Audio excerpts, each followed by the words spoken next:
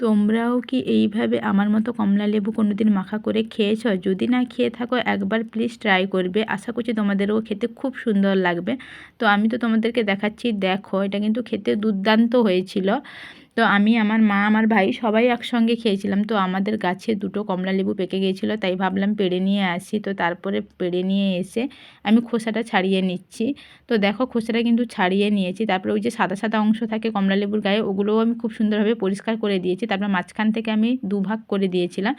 তারপরে কিন্তু আমি খোসাগুলো থেকে আবার ওদেরকে আবার দুভাগ করে নিয়েছি, মানে খোসাগুলো ছাড়িয়ে দিয়েছি যাতে লবণ বা লঙ্কা, তারপরে চিনি, জলজিরা সব কিছু যাতে সমান পরিমাণে ভেতরে যেতে পারে। তাই খেতে কিন্তু খুব দুর্দান্ত হয়েছিল। তারপরে আমি জাস্ট জলজিরা দিয়ে কমলা লেবুটা মাখিয়ে নিয়েছি। এটা কিন্তু আমাদের গাছের কমলা লেবু, তাই খুব একটা টক ছিল না, মিষ্টি মিষ্টি ছিল, তাই খেতে খুব সুন্দর হয়েছিল।